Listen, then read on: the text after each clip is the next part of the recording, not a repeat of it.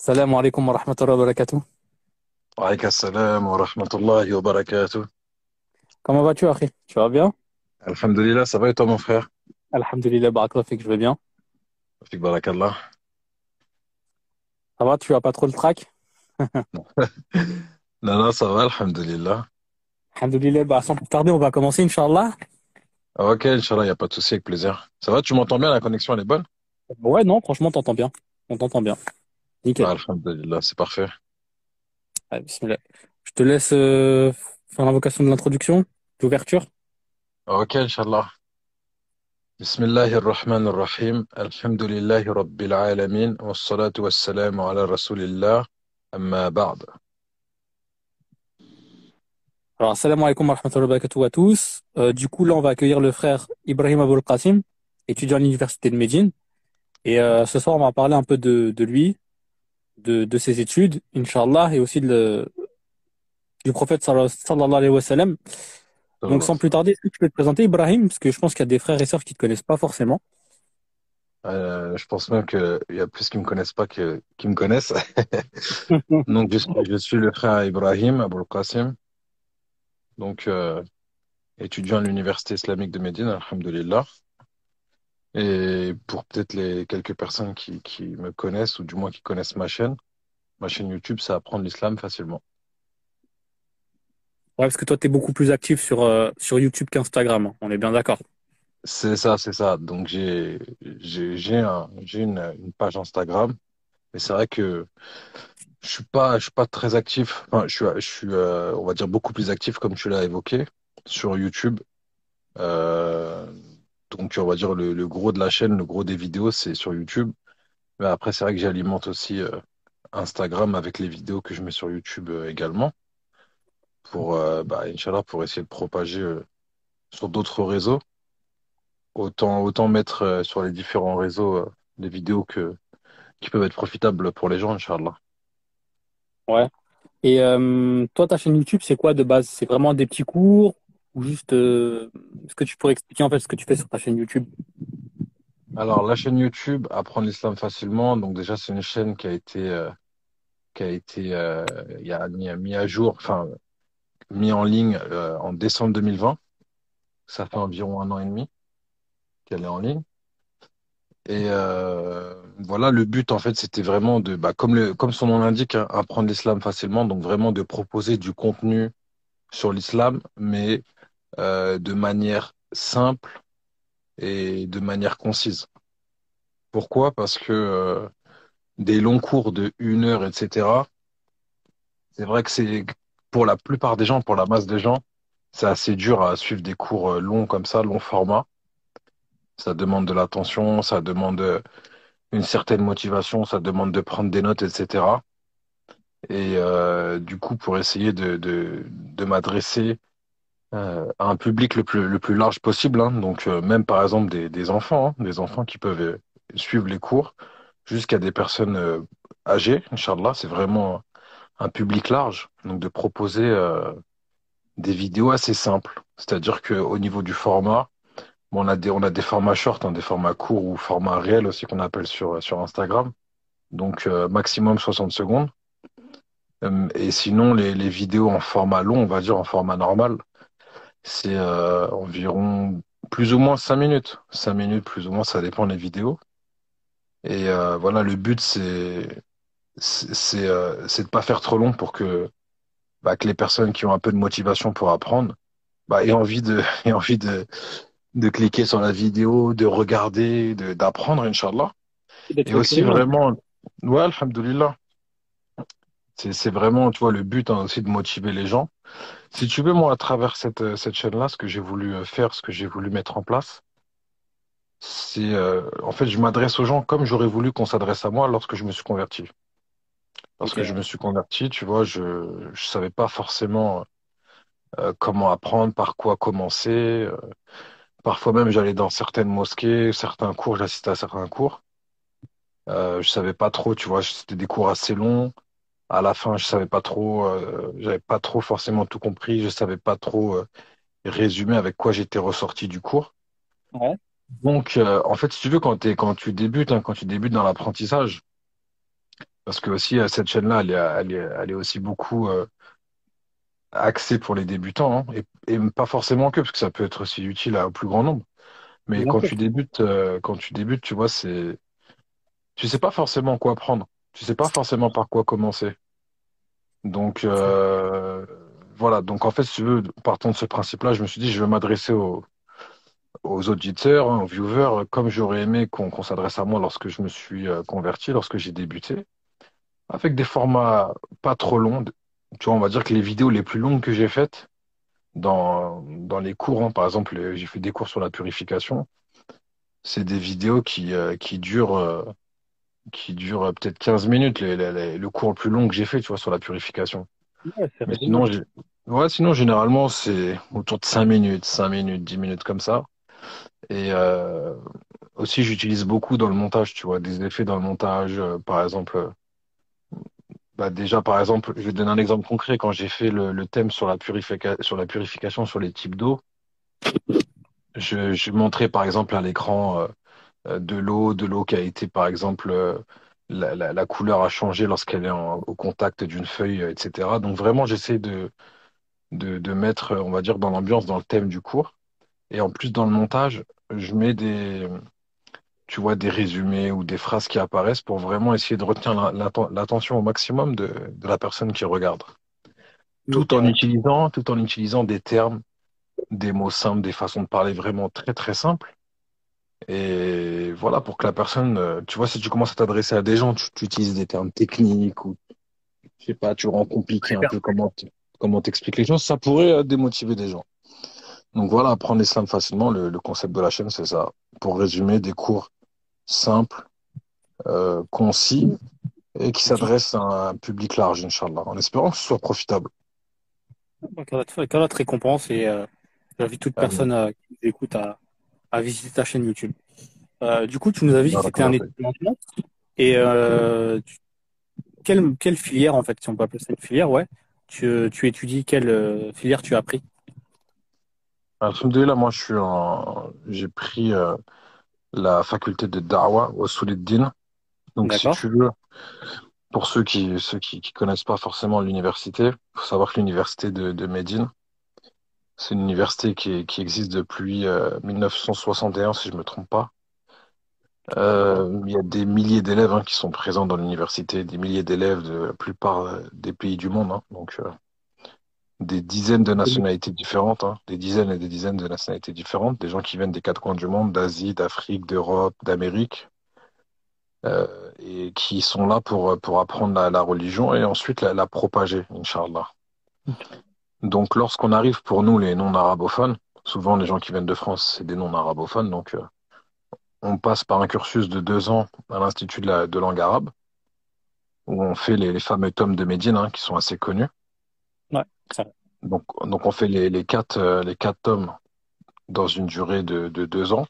Sauf que les gens, ce qu'ils savent pas forcément, et ce qu'ils étudient en France quand ils font les tomes de Médine, en vérité, ils étudient juste la partie grammaire.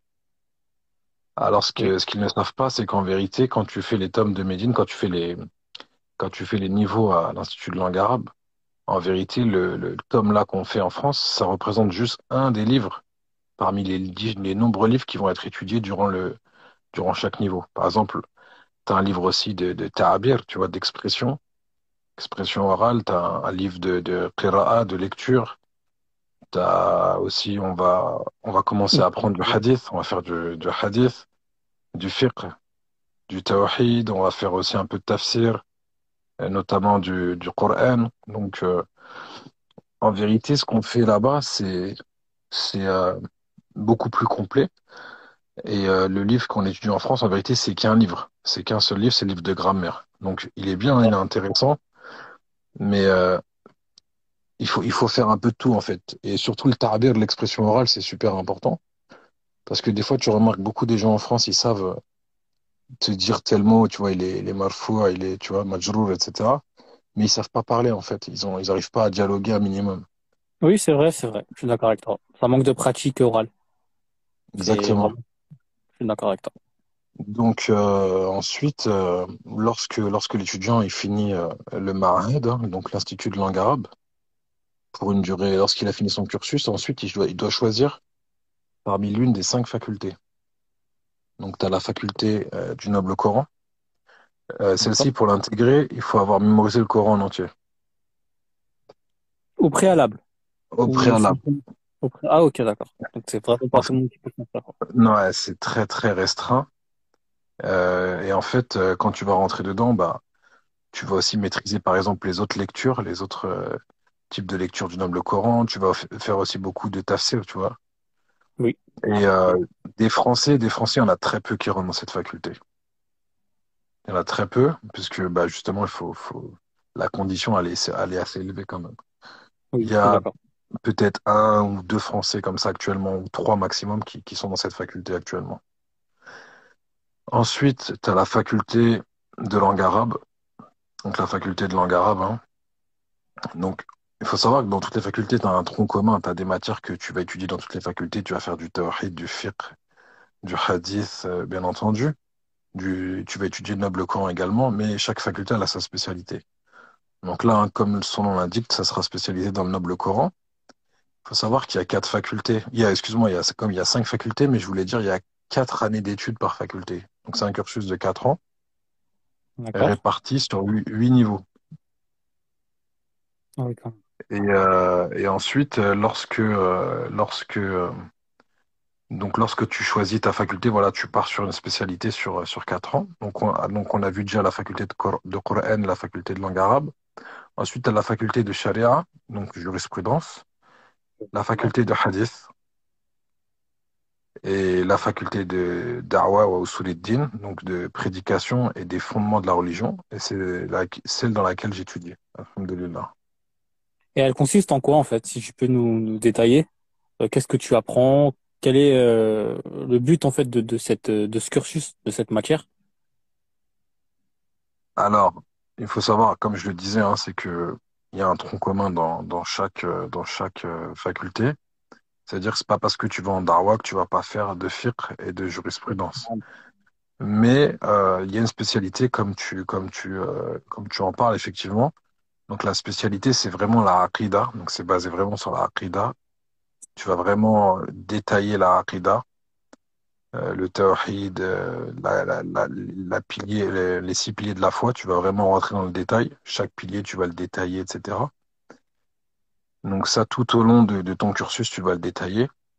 Et après aussi dans les matières de spécialisation, tu as ce qu'on appelle Adyan. Donc, tu vas étudier les autres religions, comme le christianisme, le judaïsme, et les autres religions, comme par exemple le bouddhisme, etc., pour justement connaître leurs fondements, comprendre, tu sais, leur égarement, leur Oui, falsification, etc.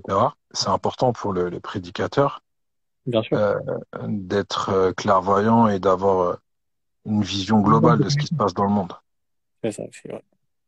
Tu auras aussi comme spécialité ce qu'on appelle madhahib fikriya. Donc, ce sont les courants de pensée, si on peut le traduire comme ça, les courants de pensée non liés à des religions, hein. Par exemple, le communisme, la laïcité, le sionisme, etc., le capitalisme. Et donc, tu vas vraiment étudier tous ces courants de pensée et c'est vraiment très intéressant puisque ça te permet de comprendre vraiment que bah, et si tu veux, l'état du monde, quoi, et de comprendre un peu chaque pays, chaque pensée, comment elle est différente, comment l'homme, il part sur différentes pensées. Donc, à la base, alhamdoulilah, on a la fitra, la nature saine, lorsqu'on est. Ouais, Ensuite, hein, exactement. l'homme, il va être, selon l'éducation qu'il va recevoir et ou la voie qu'il va emprunter, soit il va rester sur la nature saine et suivre la voie droite, donc l'islam, soit il va se pervertir et partir sur différentes croyances ou pensées altérées. Et donc, C'est c'est ça. important de les connaître, de les avoir en tête, de connaître leurs fondements, de connaître leurs croyances, etc. Parce qu'en fait, souvent, lorsqu'on est peut-être plus jeune, on pense que il y a des gens, ils sont sans croyance, ils sont athées, etc. Mais en fait, l'athéisme en lui-même, c'est une croyance. Bien sûr. C'est Elle une a des croyance, fondements, donc elle a des règles. voilà, ça sous-entend certaines choses. Donc, c'est vraiment important d'avoir ça en tête. Et après, quand tu connais au minimum ces fondements-là, ces croyances-là, lorsque tu t'adresses à quelqu'un, etc., par exemple un non-musulman ou quoi, tu arrives assez rapidement à cerner, à comprendre sur quelle croyance il est, et ça te permet de pouvoir t'adapter ou de pouvoir comprendre lui pourquoi il répond à telle chose par une autre chose, etc. Donc, on va dire que pour ce qui concerne la prédication, c'est super utile.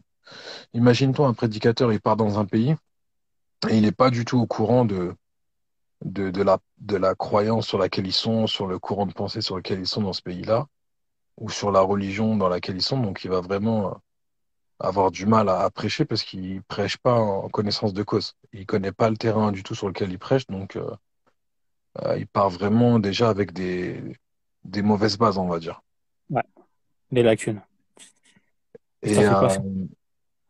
et aussi une autre spécialité, donc on va aussi étudier les différents groupes, hein, on va dire les différentes voies, les différentes sectes de l'islam, hein, comme les Khawarij, comme les Rawafid, hein, Shia, comme Ahlul Kalam, les gens de la parole, donc Mu'tazila, et différentes sectes comme ça pour voir à partir de quel siècle ils ont apparu, quels sont leurs égarements, quelles sont leurs croyances, dans quel pays ils sont répandus, comment répondre à leur égarement. Donc voilà pour résumer la faculté de Darwa wa Souleddine, en quoi elle consiste.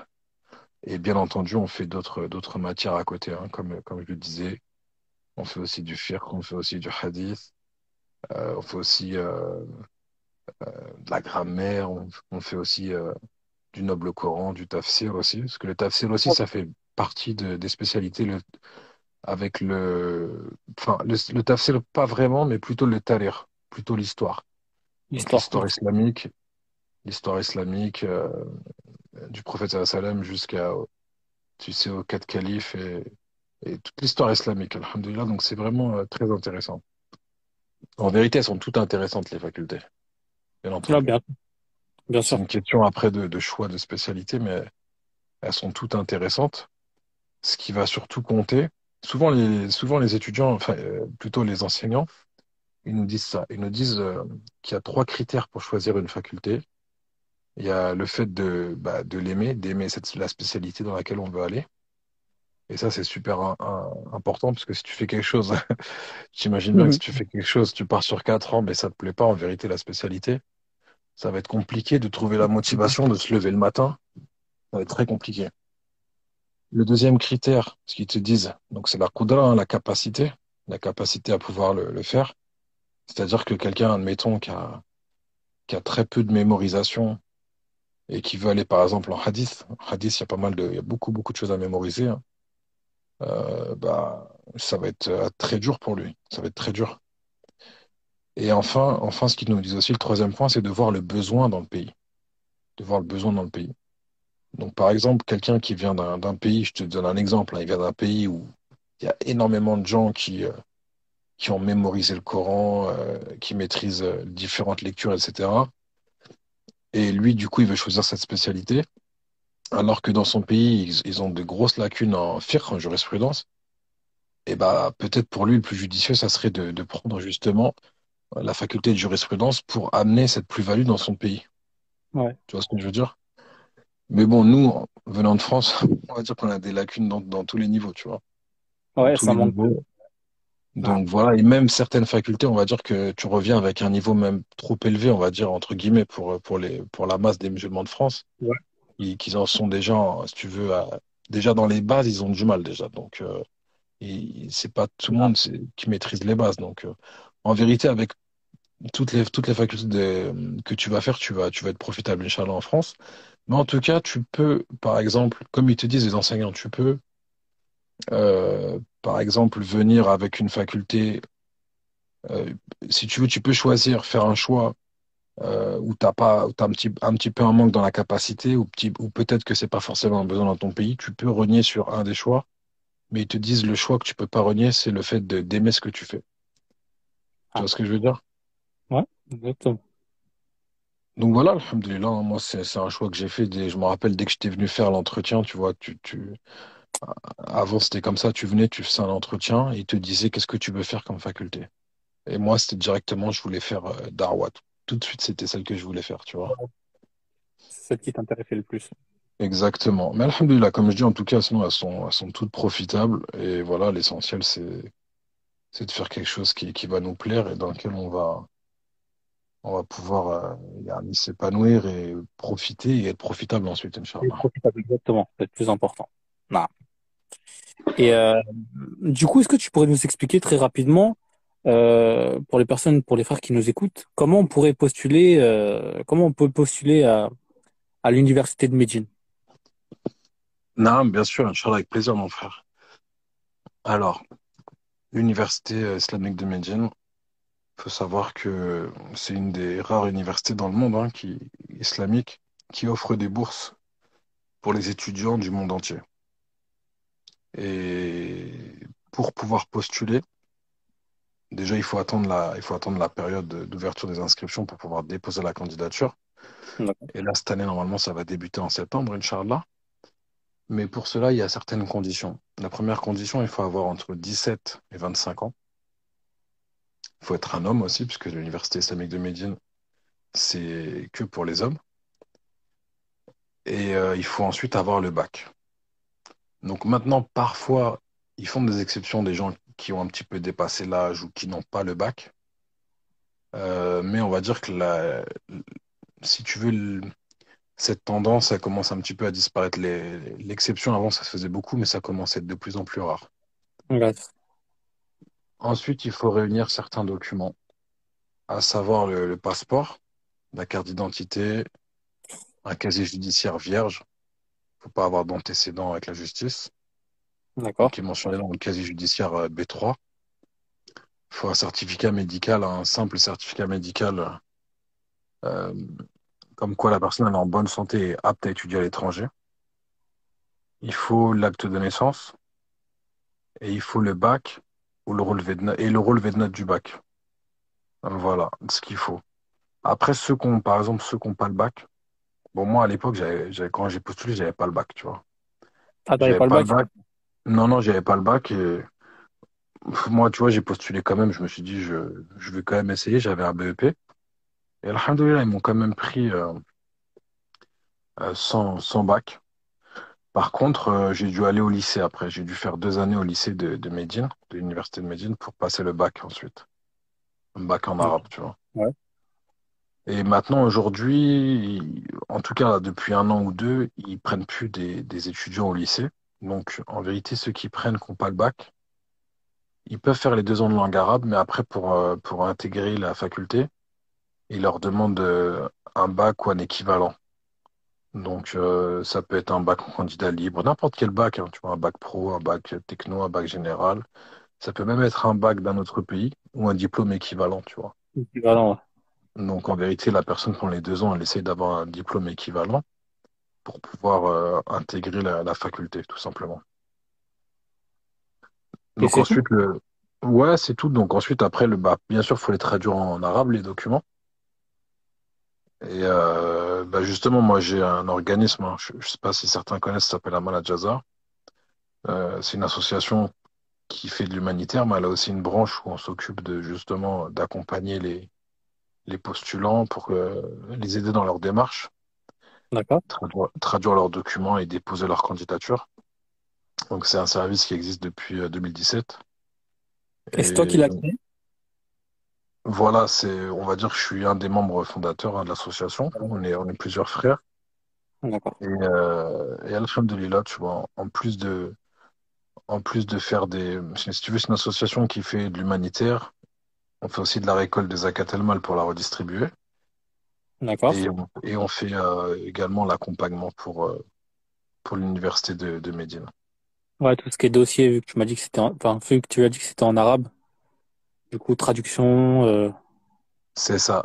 Traduction des documents, dépôt de la candidature, suivi et conseil pour les candidats. Et alhamdoulilah, il y a pas mal de frères, il y a pas mal de frères derniers qui ont été acceptés, qui sont passés par nous, qui ont été acceptés. alhamdoulilah. qu'Allah vous récompense. Amin. Alors, du coup, est-ce que tu peux nous parler un peu de la vie à Médine? Le coût de la vie, le climat? Et comment on peut devenir résident, si tu as des petites astuces ou autres, on est preneur. Avec plaisir, mon frère. Alors, bah, la vie à Médine, alhamdoulilah, hein, c'est une grande ni'ma, hein, c'est un grand bienfait. Je pense qu'il n'y a pas de doute sur ça. Et ceux qui écoutent, je pense qu'ils en doutent pas. Et il y en a beaucoup certainement qui rêveraient de Ah, vivre à Médine, surtout ceux qui ont déjà goûté à la saveur de venir vivre enfin, de faire un séjour, on va dire, à Médine ou à Mecca durant une Umrah, par exemple. Donc, c'est un très grand bienfait. Ce bienfait-là, Allah Azza wa Jal, il le donne pas à tout le monde. Donc, il faut vraiment être reconnaissant. Il faut vraiment être reconnaissant. Remercier Allah subhanahu wa ta'ala. ouais, Ensuite, alhamdoulilah, donc vivre à Médine, on vit dans la ville du prophète sallallahu alayhi wa sallam. Donc, ça va, ça. on est vraiment on va dire, sur les traces, hein, sur les traces du prophète sallallahu alayhi wa sallam, sur ses pas. On est vraiment dans sa ville. L'université, elle est à même pas 10 minutes de la mosquée sacrée, la mosquée du prophète sallallahu alayhi wa sallam, Masjid Nabawi. Et c'est une ambiance particulière, c'est une ambiance de tranquillité, c'est une ambiance où on se sent apaisé, le cœur il est apaisé, il est tranquillisé. C'est une ambiance très religieuse.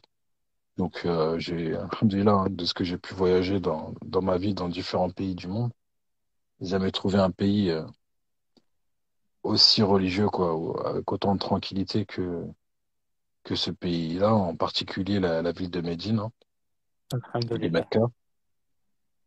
Et donc voilà, il faut s'imaginer que l'étudiant qui arrive à Médine et qui fait son cursus, donc en moyenne c'est 6 ans un cursus, donc il faut s'imaginer 6 années, il va vivre à Médine, il va pouvoir profiter du Masjid Nabawi, il va pouvoir profiter des cours des savants qui sont donnés au Masjid Nabawi, il va pouvoir profiter aussi de ses cours à l'université. Alhamdoulilah, hein, c'est un grand bienfait. Concernant le climat, donc euh, bah, je pense que tout le monde sait, hein, c'est un climat chaud, c'est un climat chaud et sec. Donc très chaud, très sec l'été. L'été, hein, ça monte sur Médine, ça peut faire des pointes à 47, 48. Oula! Ouais, ça peut faire des grosses pointes, sinon ça descend, enfin c'est autour de 42, 43, mais il y a des pointes parfois un peu plus. Donc ça, c'est voilà, hein, de mi-mai jusqu'à fin septembre, mi-octobre encore, hein. On est sur des grosses chaleurs. Après, alhamdoulilah, faut savoir que tout est climatisé, hein. Les maisons, les mosquées, les voitures, l'université, tout est climatisé. Donc, Ah, c'est une c'est... obligation. Voilà. Ouais, alhamdoulilah. Mais je pense qu'il y a d'autres pays où il fait chaud, où ils n'ont pas ce confort-là, tu vois. Ouais, Peut-être ouais, certains pays, comme, je sais pas, peut-être la Mauritanie, tu vois, des pays comme ça, peut-être où il fait chaud, ils ont peut-être pas autant de confort. Donc, alhamdoulilah, on est quand même bien logé. facilite. On est bien logé. Et même les étudiants, ils ont un logement, ils ont un logement qui est fourni, hein, pour ceux qui viennent sans leur famille. Ils ont un logement dans l'université qui partagent avec un autre étudiant. Donc, c'est pris en charge par l'université. Ils payent pas l'eau, ils payent pas l'électricité. Ils ont une bourse aussi, environ 200 euros par mois. Donc, alhamdoulilah, ils ont même des bus qui les emmènent au Masjid Nabawi. Ils ont parfois des Umrah qui sont pris en charge. S'ils veulent faire la Umrah, Ah il oui, y a d'accord. vraiment pas mal de choses. Donc ça, après, vraiment, là, comme je l'évoque, ça, c'est vraiment du côté étudiant. Donc, c'est-à-dire que celui qui postule, qui met une candidature et qui est retenu, alors il sera pris en charge par l'université. Que ce soit son visa, son titre de séjour, euh, son logement, ses études, tout est pris en charge. Tout est pris en charge, donc même son billet d'avion. Il a un billet d'avion aller-retour qui est pris en charge. Chaque année, il a un aller-retour pour aller visiter sa famille Ah oui. l'été et également pour faire la darwa dans son pays, etc. Donc, faut vraiment comprendre que ils investissent sur chaque candidat, hein, sur chaque élève. C'est des dizaines de milliers d'euros, hein, que ça coûte. Tu vois, faut vraiment le comprendre, hein. Imagine-toi sur un cursus de 6 ans, c'est des dizaines Ah, de milliers d'euros.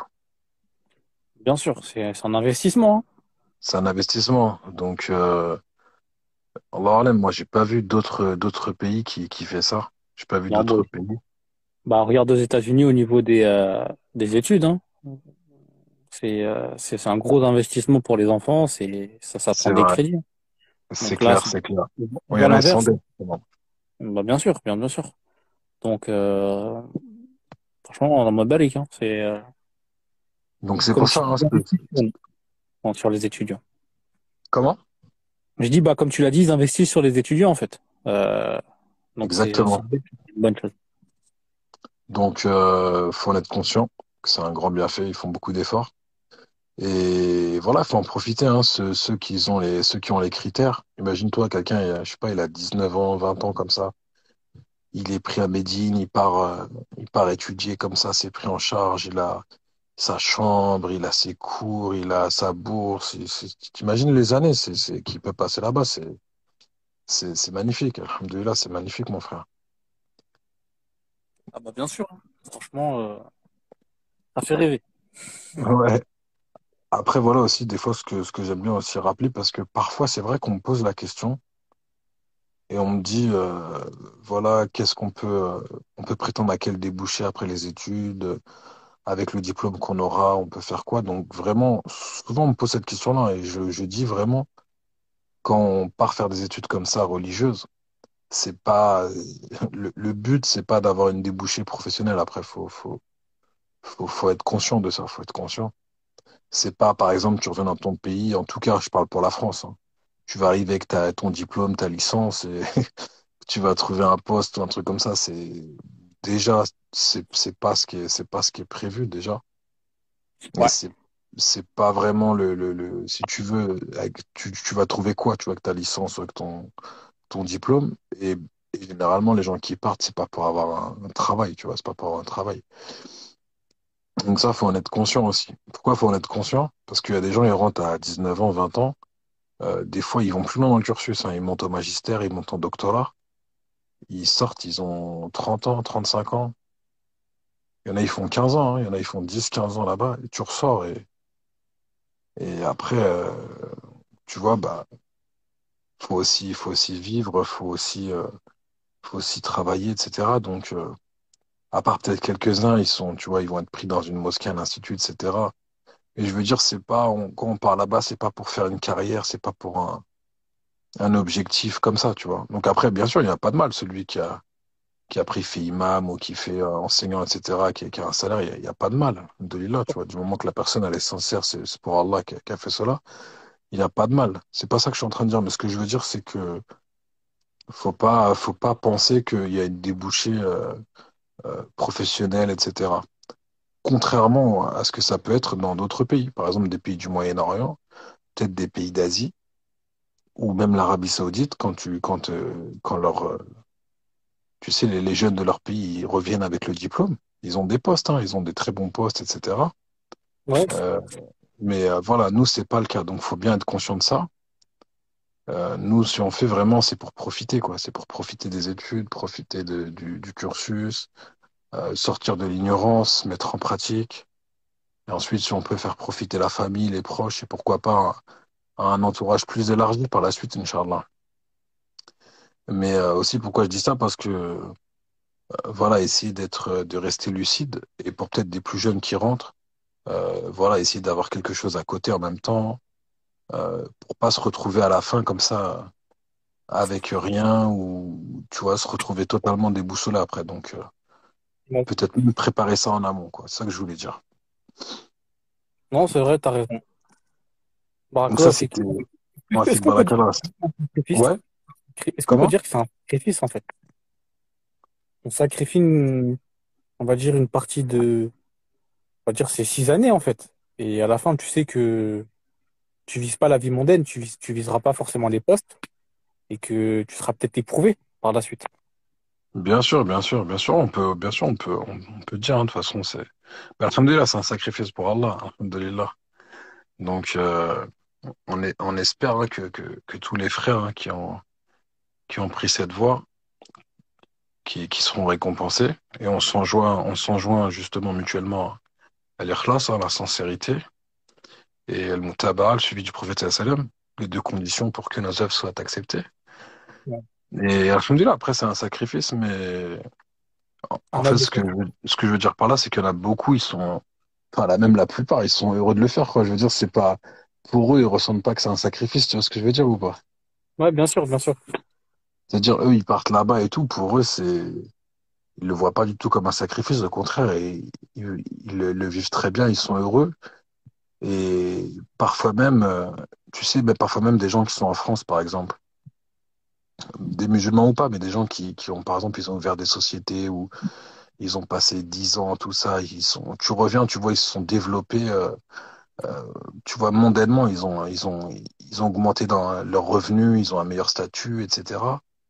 Mais est-ce qu'ils sont vraiment heureux, tu vois?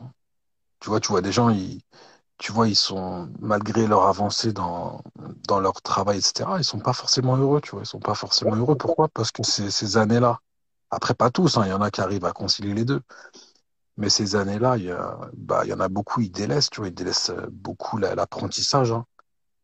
Qui sait qui apprend le Coran, qui sait qui le lit tous les jours, qui sait qui fait des cours. Donc au final, avoir un bon poste, avoir un bon salaire, mais être un peu prisonnier du travail, euh, etc. Peut-être qu'il y en a, ils sont assez tristes. Donc, alhamdoulilah, pour beaucoup, en tout cas, d'étudiants, même s'ils n'ont pas forcément des gros revenus, etc., bah, la plupart, ils sont super heureux, tu vois, de leur vie, des années qu'ils ont fait à Médine. Et alhamdoulilah, après, il se peut même que, après, il n'y a pas que des gens qui sont pauvres, hein. Il y a aussi des frères qui ont des bonnes situations. Bien sûr, Il y bien en a sûr. qui ont des entreprises qui ont fait des choses, tu vois. Et on demande qu'Allah, il leur rajoute, hein, ainsi qu'à nous tous. Mais, en tout cas, voilà. Je veux dire, c'est vraiment les meilleures années. Souvent, pour les étudiants, tu leur demandes, c'est les meilleures années de leur vie, hein. Ah, bah, j'imagine. J'imagine. Après, ça, c'était, voilà, là, on parlait vraiment côté étudiant. Maintenant, comme tu me l'as évoqué, le côté résident, c'est-à-dire ceux qui vont venir à Médine, pas en tant qu'étudiants, mais qui viennent eux-mêmes à Médine pour vivre là-bas. Donc, faut savoir que c'est pas une chose simple non plus, hein. Pour avoir les papiers, ce qu'on appelle les qamas, le titre de séjour. Donc là, quand Ouais, tu viens toi-même, c'est beaucoup plus compliqué parce que si tu veux, à la base, tu dois te faire recruter par une entreprise pour, euh, pour travailler. Par exemple, tu te fais recruter par une entreprise et après, ils prennent en charge. Ils prennent en charge tes papiers. Sauf que dans la plupart des cas, il n'y a pas d'entreprise qui recrute comme ça, hein. Des Français, c'est très peu. Donc, beaucoup, ils viennent par leurs propres moyens et c'est beaucoup de dépenses, tu vois. Énormément de dépenses, des frais administratifs pour renouveler leurs papiers tous les ans. C'est des milliers d'euros, hein. ah oui, quand Et même. donc, ces gens-là aussi, il faut voir aussi le sacrifice qu'ils ont fait, tu vois. Donc, il y en a, ça fait des années, il y en a, ça fait 10 ans, 15 ans, 20 ans, ils habitent là-bas. Et ils payent des grosses sommes pour rester là-bas, pour vivre là-bas. Parmi eux aussi, il y en a qui étudient, hein, pas à l'université, mais qui étudient au Masjid Nabawi, qui font tout pour rester dans ce pays. Donc, alhamdoulilah, qu'Allah les récompense également et leur facilite. Amin. Amin, amin. Mais ce que je veux dire, c'est qu'il faut pas penser que je vais là-bas, je peux vivre à Médine comme ça. Non, c'est pas simple comme ça, tu vois. C'est beaucoup d'administratif, quoi. Et il faut avoir aussi pas mal d'économies et de revenus. Après, je dis pas ça pour décourager, mais je dis plutôt ça pour être lucide. Pas Ouais, penser bien que sûr. tu vas venir comme ça. Donc, alhamdoulilah, celui qui veut faire la hijra, qui veut vivre dans un pays musulman, c'est une obligation, mais c'est pas une obligation de la faire à Médine, quoi, ou en Arabie Saoudite. Celui qui a des bons moyens, des bons revenus, qui peut le faire, alhamdoulilah, mais sinon, ce qui est demandé, c'est de vivre en terre d'islam. Donc, mieux vaut, par exemple, aller dans un autre pays, pour celui qui n'a pas trop de moyens, mais au moins ici, qui va pouvoir, Inch'Allah, il va pouvoir perdurer. Et c'est pas au bout d'un an, 2 ans, il n'a plus d'économie, il doit repartir. Alors C'est que ça. là, en Arabie, c'est très cher, tu vois. Même les courses, tout ça, comme tu parlais du coût de la vie, les courses, c'est assez cher, tu vois. C'est assez cher. Donc, ça aussi, c'était un petit rappel pour ceux qui écoutent, parce que des fois, il y en a, ils sont jamais vu l'Arabie. Donc, si tu veux, ils le voient ça comme un rêve et ils ont envie de venir, etc. Et c'est ce qui est bien, tu vois. Mais moi, ce que je leur conseillerais, c'est prenez un visa touristique. C'est nouveau. C'est environ 100 euros, t'as 90 jours. Venez voir sur place. venez parler à des gens qui résident ici, qui habitent là depuis des années, et regardez si ça vous convient, si c'est adapté à votre situation ou pas. Si c'est adapté, bah, alhamdoulilah. Si c'est au-dessus de vos moyens, bah, n'allez pas, tu vois, n'allez pas dans un pays où vous n'aurez pas les moyens de perdurer. Parce que Exactement. tu faire la hijra, mais faire 1 an, 2 ans, et après, t'as plus d'argent, tu dois rentrer, c'est terrible, hein. Ouais, C'est c'est pas terrible. Et je facile. pense qu'on a tous des gens autour de nous comme ça qui ont dû revenir après, tu vois. Ouais. Qu'Allah nous Qu'Allah en nous présente. Amin. Amin. Alors, là, on va complètement changer de sujet. On va parler plutôt de notre prophète, sallallahu alayhi wa sallam. Et du Ça. coup, euh, tu voulais nous donner quelques dates clés concernant sa vie, si je ne me trompe pas. Non, c'est ça. Je t'en prie. Donc, barakallahu fik. Donc, il faut savoir, le prophète sallallahu alayhi wa sallam, il a eu la révélation à 40 ans et il a fait la hijra à 53 ans. Donc, il a fait la hijra, donc il est parti de Mecca pour aller à Médine. Donc, pour nous, yani, c'est à partir de ce moment-là hein, qu'on débute le calendrier hijrien. Là, on est en 1443, donc il faut savoir que du coup, l'année de la hijra, donc c'est la première année. Donc, il faut avoir conscience que lorsqu'il arrive à Médine, il avait 53 ans. Et donc, 1444. ah, j'ai dit combien? 1443. Ouais, c'est ça, 1443. J'avais dit autre chose? Euh, non, c'est 1444, non? T'as dit 1443. Ah ouais, là, on est passé en 1444, ça, d'accord. On est en 1444. Bah, tu Non. vois, je l'ai même pas vu passer, frère, subhanallah. Et du coup, voilà, lorsqu'il est arrivé il avait 53 ans lorsqu'il a fait la hijra, la immigration à Médine. Et il est resté 10 ans, tu vois, il est resté 10 ans à Médine avant de mourir à 63 ans, sallallahu alayhi wa sallam, la 11e année de l'hijra. Donc, ce qu'il faut savoir, c'est que, bah, déjà, savoir que le Prophète sallam, il est parti vivre là-bas, il a fait la hijra là-bas, et il est mort là-bas. Et ça, déjà, c'est quelque chose de très important à savoir. Et également le fait de savoir que lorsqu'il est arrivé à Médine, parmi les premières choses qu'il a fait, qu'il a réalisé, déjà, ça a été le fait de construire Masjid Quba. La mosquée de Quba, c'est la première mosquée de l'islam. Donc, il faut s'imaginer, hein, il arrive à Médine, dans les premiers jours, le fait de construire cette mosquée. Et comme dit le prophète sallallahu alayhi wa sallam, il dit Man tatahhara fi baytihi thumma ata masjid Quba fa salla fihi salatan kana lahu ka ajri umrah. On a une traduction relative. Celui qui se purifie dans sa maison, puis se rend à la mosquée de Quba et y prie une prière, il aura la récompense d'une umrah. Pour voir l'importance et la récompense de prier dans cette mosquée. Donc Allah facilite à plus grand nombre de personnes de pouvoir y prier. Amine.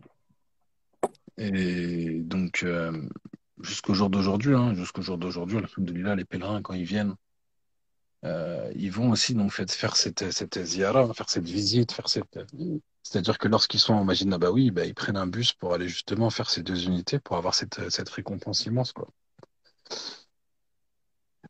Et Alhamdulillah. aussi, une autre chose importante qu'il a fait, c'est qu'il a fraternisé entre les Ansar et les Muhajirun. Il les a fraternisés, il les a rendus frères. Il les a rendus frères et ça, c'était quelque chose de très important, justement, de les unir. Parce qu'il faut s'imaginer, les Muhajirun, donc, qui viennent de Mecca, hein, ce sont des Mécois, les Ansar qui sont des Médinois, donc des hommes hein, qui sont de deux endroits différents, les fraterniser, les rendre frères, les rendre unis, c'était pas quelque chose de simple. Et c'est ce Bah, qu'a fait c'était le beaucoup de prophète guerres entre sallallahu eux. alayhi wa sallam. Non. Comment? C'était beaucoup de guerres et de batailles entre eux. Voilà, c'est ça. Avant l'arrivée de l'islam, c'était ça, hein. Beaucoup de guerres, beaucoup C'est les Hans de et les guerres de Khazraj. tribus. Ah, c'est Comment? ça. C'est les Hans et les Khazraj, c'est ça? Ou pas du Tu tout? veux dire au niveau des différentes tribus? Oui, c'est ça. Ouais, ça, il y avait de nombreuses tribus. Il faut savoir que il y avait beaucoup de combats, hein, de guerre pour des causes futiles, hein, entre eux. Donc beaucoup d'hommes qui mouraient pour des causes futiles, etc. Donc en fait, les gens parfois ils se rendent pas compte en fait que avant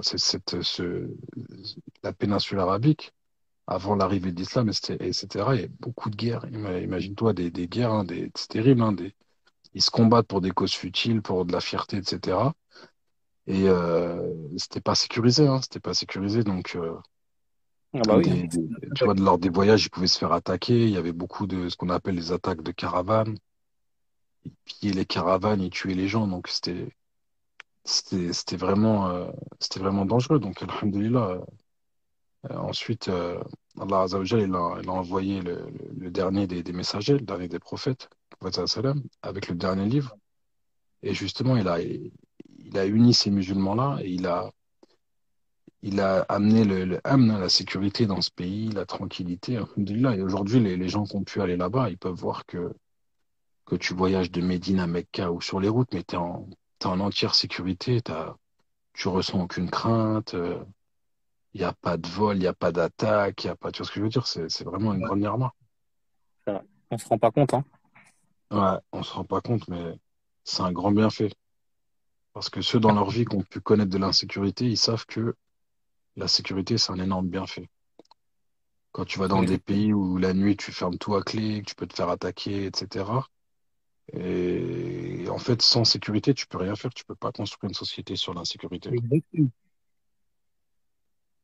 Non, je suis d'accord. Donc, donc, voilà, par rapport à ça aussi, le prophète sallallahu alayhi wa sallam, donc un hadith aussi hein, qui est assez connu, lorsque le prophète sallallahu alayhi wa sallam, il a dit Salatun fi masjidi hadha afdalu min alfi salatin fi ma siwahu min al-masjidi illa al-masjid al-haram wa salatun fi al-masjid al-harami afdalu min salatin fi masjidi hadha bi mi'ati marra.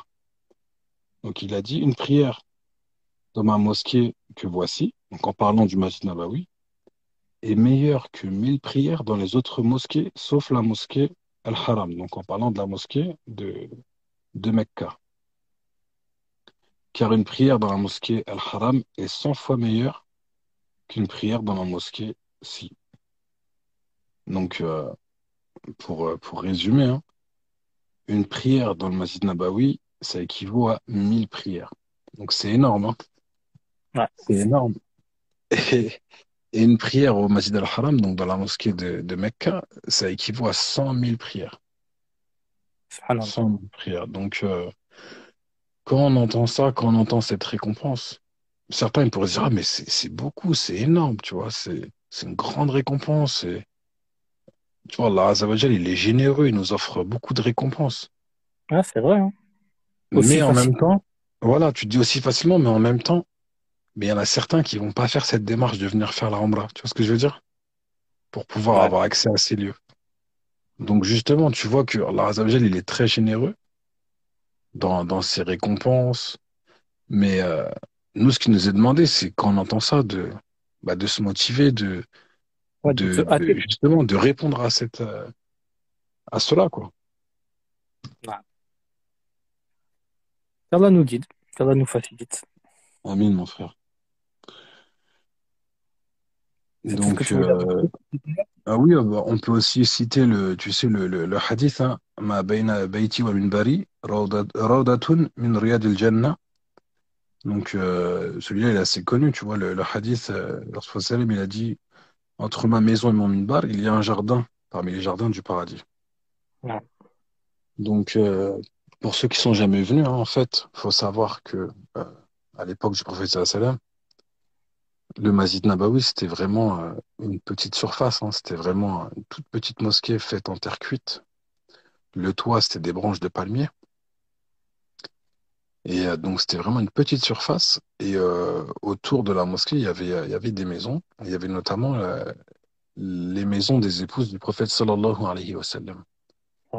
Et parmi ces maisons-là, il y avait la maison de Aïcha, radiyallahu anha. Et le prophète sallallahu alayhi wa sallam, donc, justement, quand il cite ce hadith, il parle de sa maison à elle.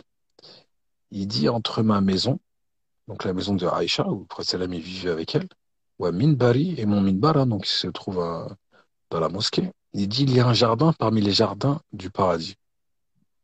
Donc c'est une information très importante. Donc c'est pour ça que celui qui va venir à Médine, qui va passer quelques jours là-bas, par exemple durant une Omra, qui va passer par cette étape-là, par Médine.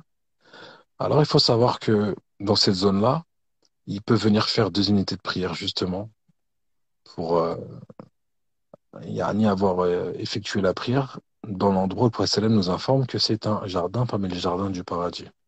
Ouais. Donc bien sûr, aujourd'hui, avec tu sais, le temps, avec les années qui sont passées, euh, il y a eu des extensions. Donc la mosquée elle s'est énormément agrandie jusqu'à maintenant, même où il y a l'époque où il y avait les maisons, etc. Tout ça, c'est rentré, pratiquement tout est rentré dans la mosquée. Donc c'est signalisé de toute façon l'endroit où il y a ce jardin-là, c'est signalisé et Oui, vert, c'est ça, non? ouais, c'est ça, c'est vert. Mais là récemment, ils ont changé tous les tapis du Masjid Nabawi qui étaient rouges avant.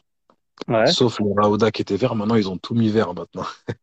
Ah, d'accord. Donc, comment tu fais pour me savoir? Mais en fait, si tu veux, depuis le Corona, là, quand il y avait eu le Corona, le Covid, ils ont mis une application en place pour justement, lorsque tu veux venir dans ce Raouda, quand tu veux venir faire 2 unités, tu peux réserver. Tu peux réserver, ils te disent à quelle porte tu dois rentrer. Par D'accord. quelle porte tu dois rentrer. Donc maintenant, généralement, avec l'application, tu peux réserver. Donc je sais pas si ça va durer comme ça dans le temps, je sais pas. Mais actuellement, tu peux réserver. Et comme ça, tu as ton créneau, tu viens et généralement, il y a pas trop de monde comme c'est sur créneau et tu peux faire tes 2 unités et, Alhamdulillah. et alhamdoulilah, tu vois. Il y a Une bonne aussi le fait, organisation. ouais, non, il y a du bon et du mauvais. Si tu veux, le bon, au moins, c'est que c'est bien organisé et que ça, il n'y a pas de bousculade, au moins, c'est carré, etc. Après, le mauvais, c'est que, bah, forcément, tu vois, les gens qui ont connu peut-être la mosquée avant ou dans les années 90, peut-être pour les plus anciens, tu vois, tu avais on va dire, un peu une liberté, tu pouvais aller un peu tu vois un peu plus facilement, donc c'est un peu moins facile d'accès, mais alhamdoulilah, il n'y a pas le choix, tu vois, avec le monde, etc., t'as plus trop le choix après. En tout cas, il y a aussi le fait de visiter le prophète sallallahu alayhi wa sallam. Donc, ce qu'il faut savoir justement, comme on évoquait la maison de Aïcha, radiyallahu anha, donc il faut savoir que le prophète sallallahu alayhi wa sallam, lorsqu'il est décédé, donc comme on l'a vu, il est décédé à la 11e année de l'Hégire. Je répète les informations, en même temps, ça permet de les mémoriser. Et Non. il est décédé dans la maison de Aïcha. Qu'Allah l'agrée. Et donc, le prophète, on l'enterre là où il décède. Donc, il a été enterré dans la maison de Aïcha. Et à la suite, donc le premier calife de l'islam, Abu Bakr as-Siddiq, lorsqu'il est décédé, il avait demandé à être enterré à côté du prophète sallallahu alayhi wa sallam. Donc, c'est ce qui a été fait. Et ensuite, le deuxième calife de l'islam, Omar ibn al-Khattab, radiyallahu anhu, il a été aussi enterré à côté d'Abu Bakr. Donc, ce qui fait que on a les trois tombes qui sont à côté, donc la tombe du prophète sallallahu alayhi wa sallam, la tombe de Abu Bakr et la tombe de Omar ibn al-Khattab, qui D'accord. a les agrès. Amin. Et, euh, et donc, si tu veux, quand tu rentres dans la mosquée par ce qu'on appelle Bab Salam, tu as une sorte de couloir aménagé. Tu as un couloir aménagé où tu passes devant l'endroit où il y a le mihrab, où il y a l'imam qui dirige la prière. Et tu passes à côté de Raouda, hein, du jardin, puisque comme on l'a vu, il est entre la maison du prophète sallam qui est devenue sa tombe, Non. et le minbar, donc tu passes à côté du jardin. Et donc dans ce couloir, après un moment, tu arrives à la hauteur de sa tombe.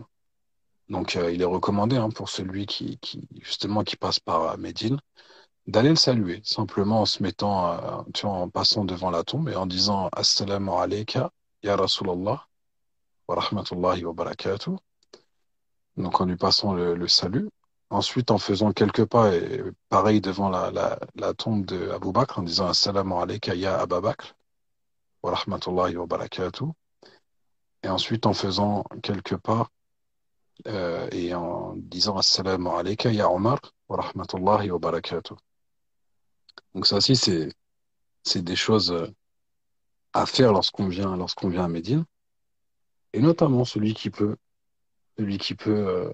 suivre un cortège funéraire, parce qu'il faut savoir que tous les morts, tous ceux qui meurent à Médine, ils vont Naam. être enterrés au Baqir, tu vois, le cimetière Baqir. Naam. C'est celui Très qui est connu. il est juste à côté du Masjid Nabawi, hein, il est très proche. Et toutes les janaïs, hein, toute salat janaza, elle est faite au Masjid Nabawi, tous ceux qui meurent dans Médine.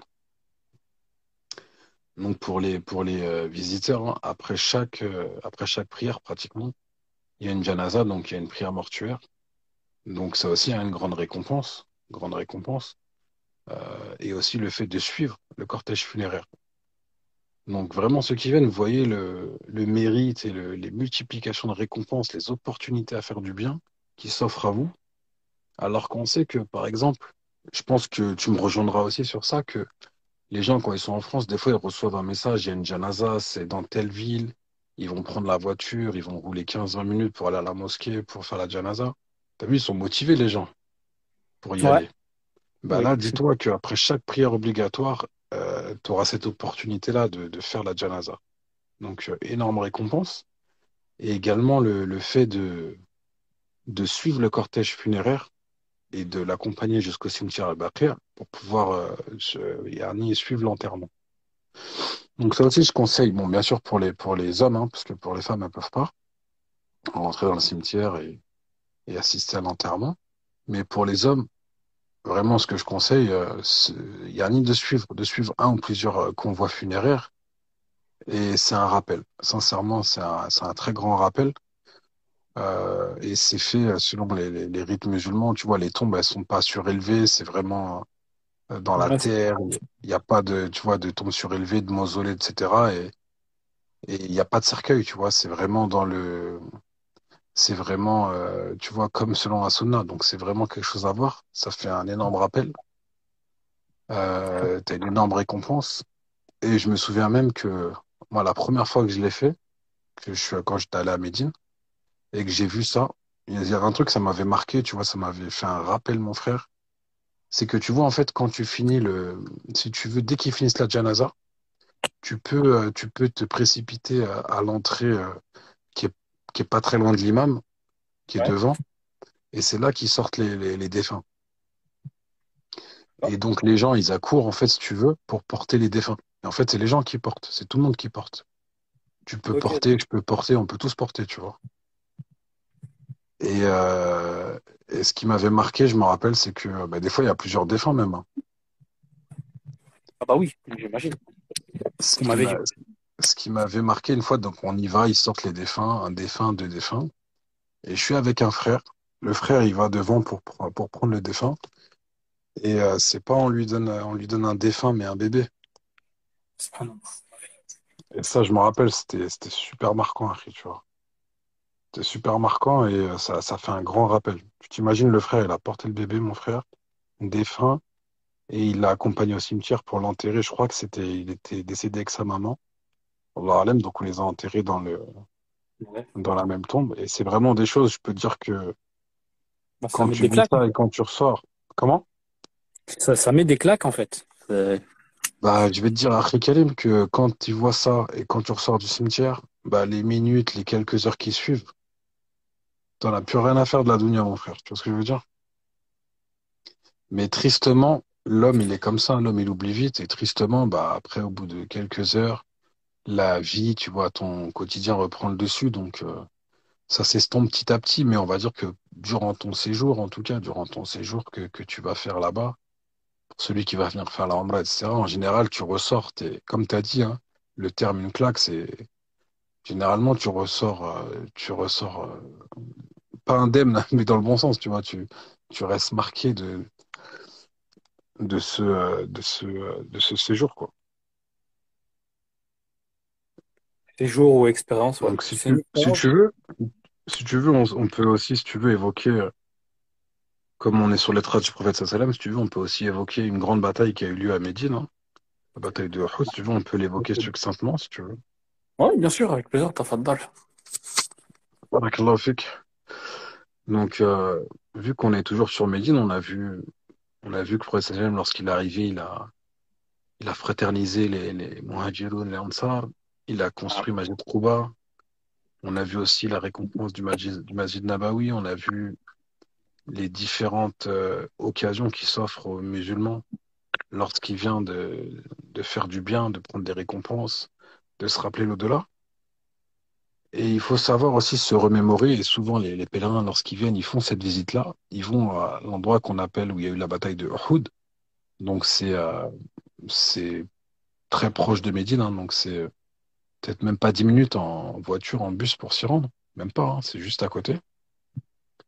Donc à l'endroit où il y a la grande montagne de Uhud. Donc Prophète Sallam, il a dit c'est une montagne qui nous aime et qu'on aime.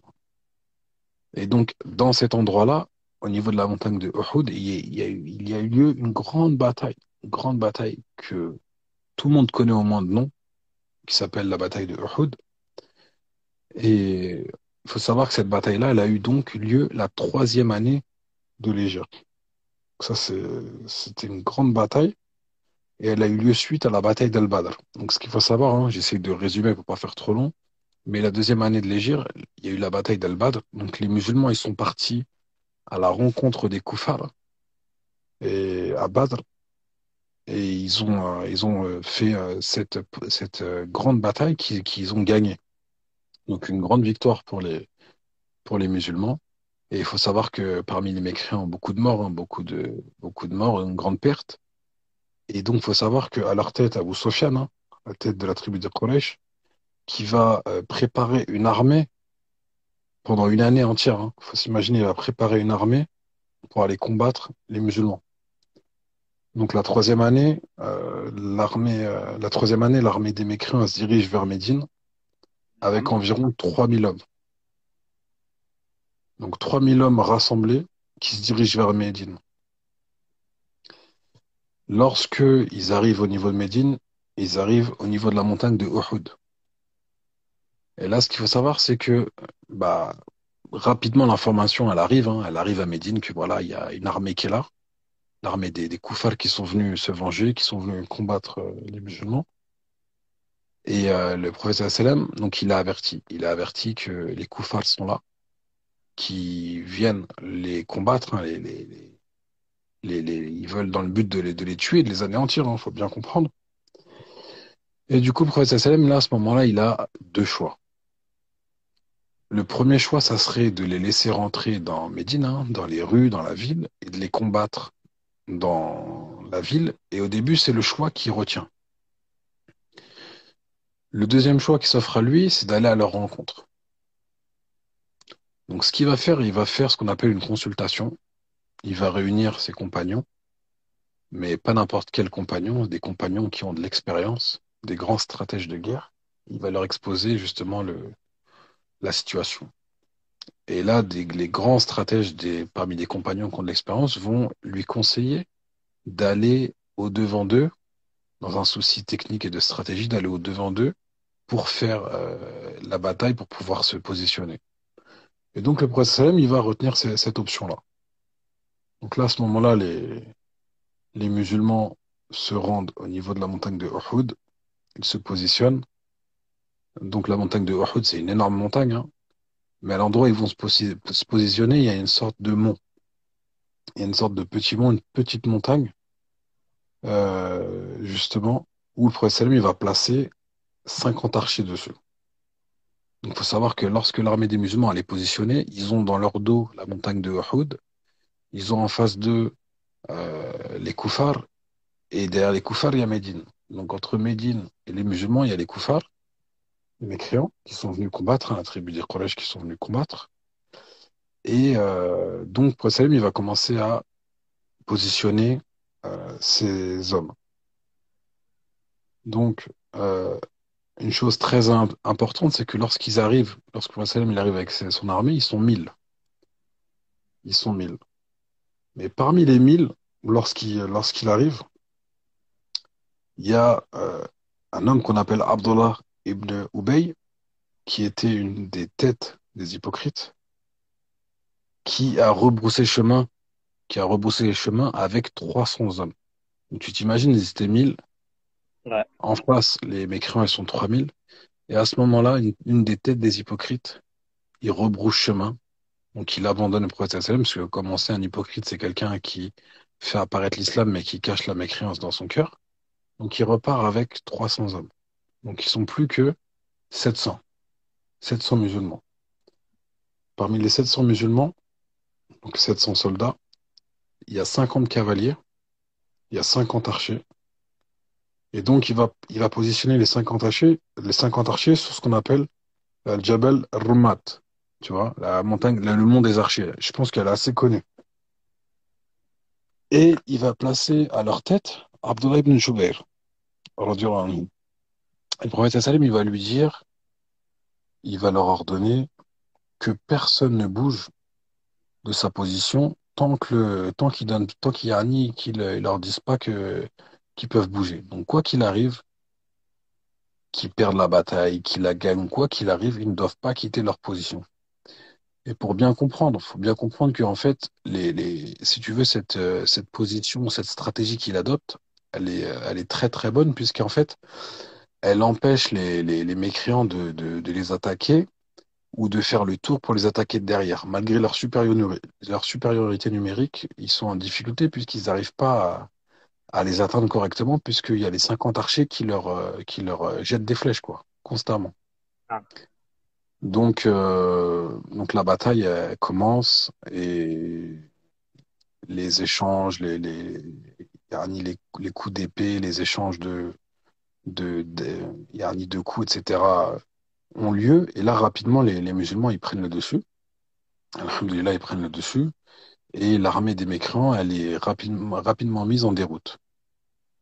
Sauf qu'à ce moment-là, euh, les archers qui voient ça, hein, les archers qui voient ça, euh, ils vont se dire, ils vont voir que les musulmans, ils commencent à récupérer le butin. Ils vont commencer à récupérer le butin des mécréants. Donc, vous savez que lorsqu'il y a une bataille, eh bien, on ramasse le butin, hein, donc le butin de guerre, que ce soit des armes, que ce soit des richesses, etc. On ramasse le butin et ensuite il est partagé ce butin. Donc, lorsque les musulmans, parmi les archers, certains archers, hein, la plupart voient que le butin est ramassé, pour eux, la bataille elle est finie, la bataille elle est gagnée. Donc, ils ont envie de descendre pour participer, pour ramasser le butin avec les autres musulmans. Donc là, à leur tête, leur chef leur dit non, ne descendez pas, ne bougez surtout pas. Le prophète sallam nous a dit de ne pas bouger tant que la bataille n'est pas terminée. Malgré son insistance, ils vont quand même descendre, ils vont quand même quitter leur position. Je me souviens plus le chiffre exact, mais sur les 50 archers, une majorité est descendue. Wallah alam, s'ils étaient pas plus que 7 sur le mont à la fin avec leur chef. Moi, j'avais entendu 7 ou 8.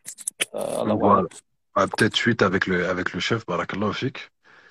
Et à ce moment-là, il y a Khalid ibn Walid, donc qui à l'époque n'était pas encore Mhm. converti, n'était pas du nombre des musulmans, qui était un grand stratège de guerre, quelqu'un qui réfléchit bien, qui met en place des stratégies durant la guerre. Et lui, lorsqu'il voit ça, en fait, lorsqu'il voit que la plupart des archers descendent, là, il comprend tout de suite qu'il y a une ouverture. Il comprend tout de suite qu'il y a une ouverture, et lui, c'était un cavalier. Donc, ce qu'il fait lorsqu'il voit qu'ils sont plus que 8, comme tu l'as évoqué, sur le mont des Archers, ce qu'il fait, il va se précipiter avec ses cavaliers, il va se précipiter sur le mont des Archers, et là, les cavaliers, comme ils sont en infériorité, et plutôt comme les archers, comme ils sont en infériorité numérique par rapport aux nombreux cavaliers qui arrivent, eh bien là, ils vont pas réussir à défendre leur position, et ils vont tous se faire tuer. Mhm.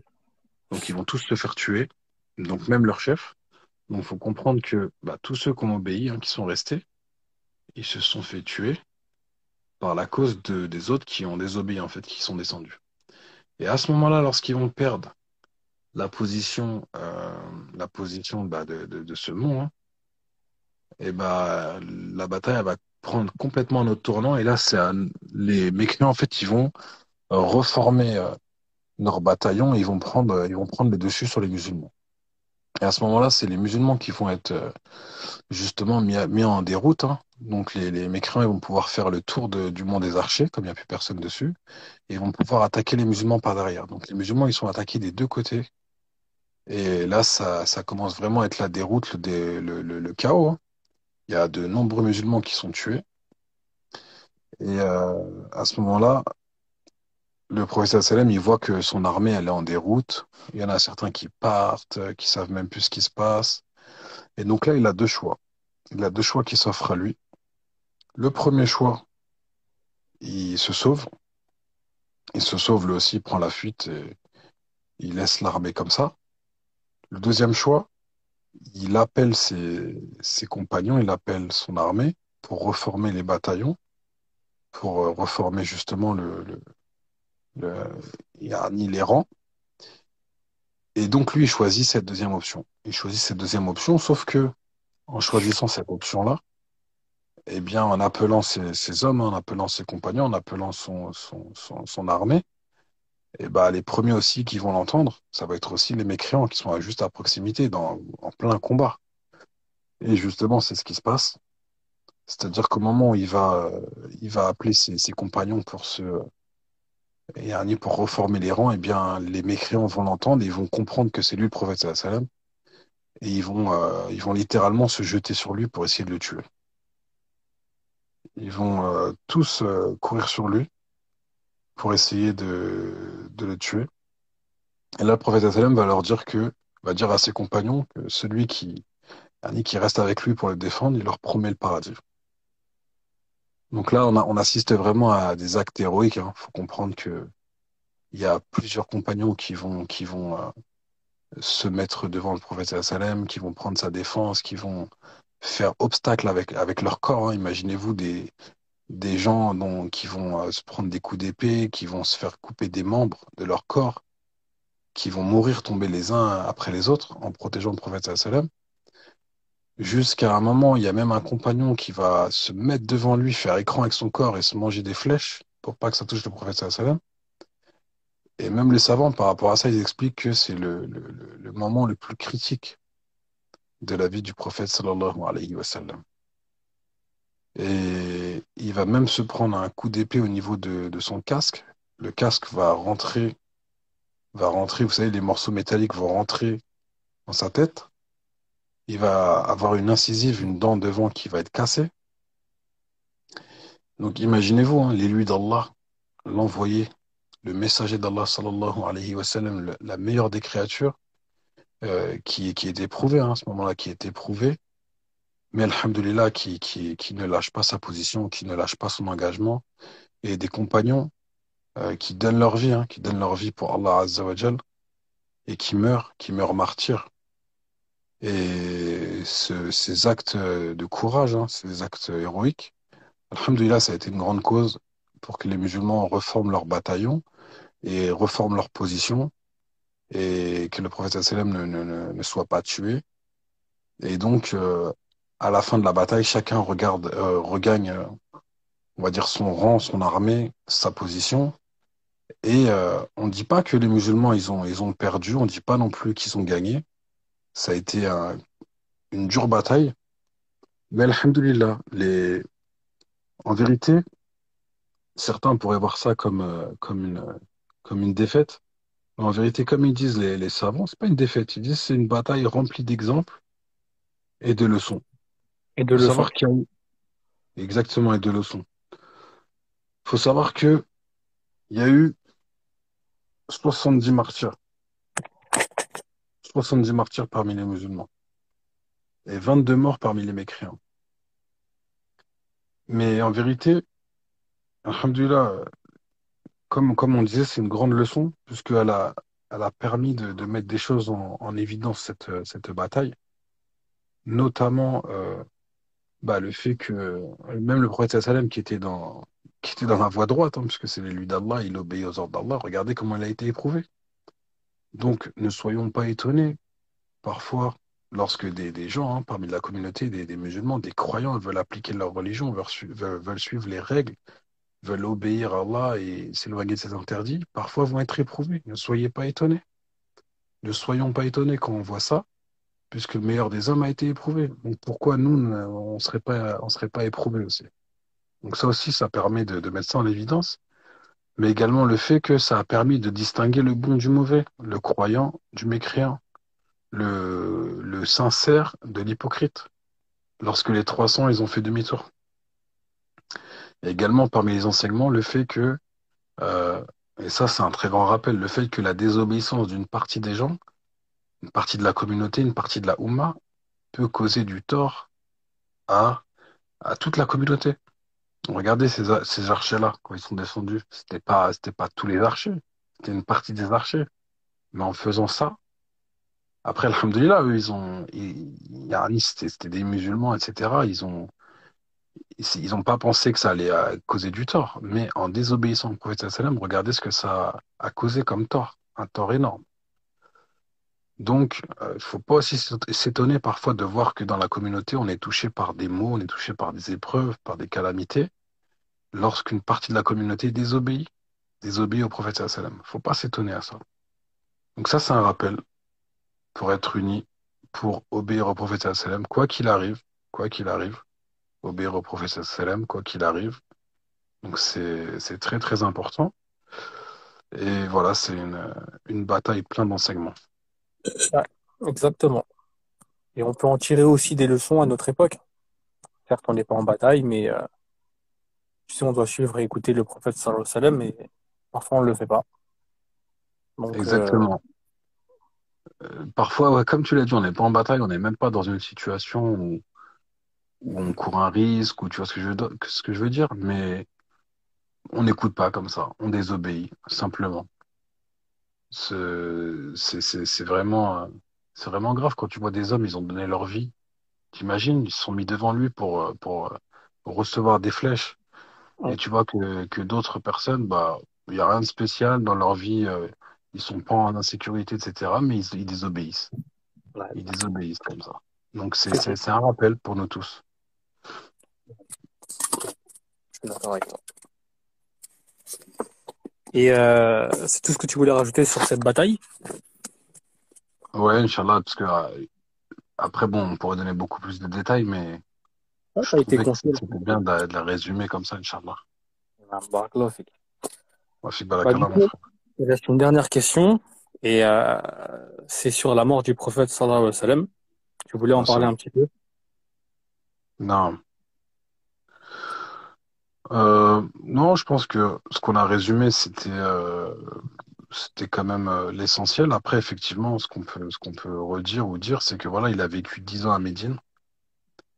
Il est mort donc la 11e année de l'Hégire à l'âge de 63 ans. Et il a été enterré dans, dans la maison de Aïcha, radhiyallahu anha, donc qui est actuellement sa tombe. Et une précision aussi, lorsque certains viennent au Masjid Nabawi, actuellement, ils pensent que la tombe, elle est dans la mosquée. Et en fait, ce qu'il faut comprendre, c'est que la tombe n'est pas dans la mosquée. La mosquée, à l'époque, n'avait pas cette superficie-là. Et au fur et à mesure du temps, hein, de l'expansion de l'islam, de l'agrandissement de la communauté, et bah, la mosquée aussi, elle a été agrandie. Jusqu'à ce que maintenant, on a l'impression que la tombe, elle est dedans. Mais en vérité, la délimitation autour de la tombe, ça fait pas partie de la mosquée. Ça reste l'endroit où il y avait les maisons. Tu vois, où il y avait les maisons. Donc, faut bien comprendre que ça fait pas partie de la mosquée. Même si ça a été agrandi, etc., puisque c'est interdit de mettre une tombe dans une mosquée. Donc ça aussi, je voulais, Yarni, le mettre en évidence, quoi.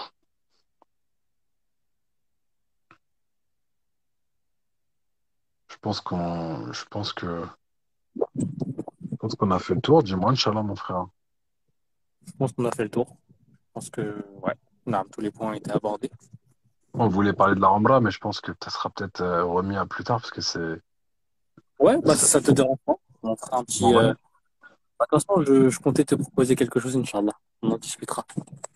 Ouais, Inch'Allah, avec plaisir, vu que bah, si on en parle, si on parle des rites, comment ça se passe, des conditions, des obligations, etc., je pense que ça nécessite quand même un certain temps. Donc, mieux vaut le proposer une autre fois, Inch'Allah. Ah, ouais, En tout cas, bah, la ça m'a fait plaisir d'échanger avec toi, avec ceux qui écoutent, en espérant que c'était profitable, que ça a apporté des informations bénéfiques sur la vie du prophète sallam, des informations sur Médine, que ça a motivé aussi certaines personnes à venir, euh, que ça a fait un rappel aussi sur la mort, yani que ça a augmenté la foi de pas mal de personnes. Donc c'est ce qu'on espère. Et que ça donne aussi envie d'en apprendre plus, d'en savoir plus. C'est très très important. Pas une seconde. En tout cas, qu'Allah te récompense. Bah, j'invite toutes les Mm. personnes qui ont écouté à visiter sa chaîne YouTube, à apprendre l'islam facilement. Et sa chaîne Instagram, Inch'Allah. Bah, Ibrahim, ce fut un plaisir. Inch'Allah, en Moi aussi, mon frère, avec grand plaisir. tout cas, Barakallahu de nous avoir accordé de ton temps. Et on se dit à Moi bientôt, aussi, Inch'Allah. à bientôt, Inch'Allah, mon frère. Qu'Allah te préserve ainsi que tous ceux qui écoutent.